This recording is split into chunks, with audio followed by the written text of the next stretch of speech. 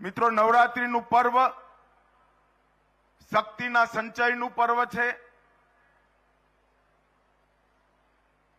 સત્વના સંચયનું પર્વ છે અને જ્ઞાનના વર્ધનનું પર્વ છે. નવરાત્રીના પર્વમાં પૂરા દેશની અંદર શક્તિના આરાધનના 9 દિવસ આપણા શાસ્ત્રોક્ત રીતે સૌ લોકો મનાવી પોતપોતાની રીતે સાત્વિક સમાજની રચનામાં આગળ વધતા હોય છે. પરંતુ આજે હું ગુજરાતમાં છું અને ગુજરાતની અંદર નવરાત્રી ખાલી શક્તિનું પર્વ નથી રહ્યું.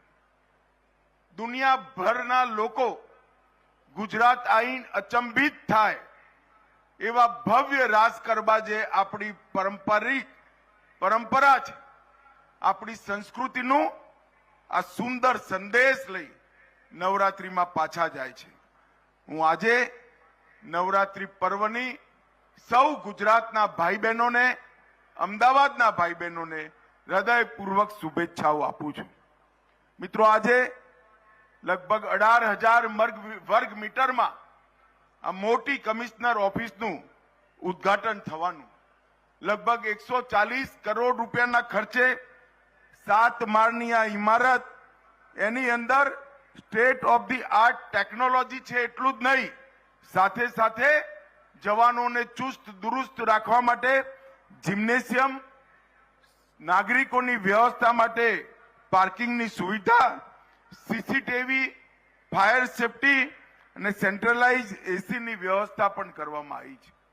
આધુનિક ભવન ન કેવળ સુરક્ષાને સુનિશ્ચિત કરશે, એની અંદર પોલીસ મ્યુઝિયમ બનાવીને અમદાવાદ શહેરની સુરક્ષા માટે સ્થાપનાથી આઝાદીથી અત્યાર સુધી જે કંઈ સુરક્ષા માટેના પ્રયાસો થયા છે એનું એક યાદગાર નજરાનું પણ આજે અહીંયાથી અપાશે.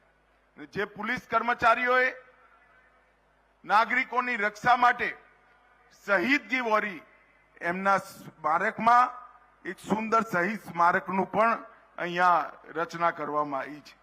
જન સુવિધા કેન્દ્ર અને એક કંટ્રોલ રૂમ જે સમગ્ર અમદાવાદના ખૂણે ખૂણાને આવરી લઈ સમગ્ર અમદાવાદની સુરક્ષાની સુનિશ્ચિતતા કરશે એવું આધુનિક પોલીસ કમિશનરની ઓફિસનું આજે ઉદ્ઘાટન થઈ રહ્યું છે. હું અહીંયાથી જ સંસદ સભ્ય છું. ભૂપેન્દ્રભાઈ, તમારો અને હર્ષભાઈનો ખૂબ ખૂબ ધન્યવાદ, આભાર કે અમદાવાદના નાગરિકોને તમે ખૂબ સુંદર આજે ભેટ આપી છે. એની સાથે સાથે જોઈન્ટ ઇન્ટ્રોગેશન સેન્ટરની ઉદ્ઘાટન થયું, તેરા તુજકો અર્પણ પોર્ટલનું પણ ઉદ્ઘાટન થયું અને સાયબર સાથી પુસ્તકનું પણ પ્રકાશન થયું. આ ત્રણેય ઇનિશિયેટિવ એક પ્રકારથી 2 ઇનિશિયેટિવ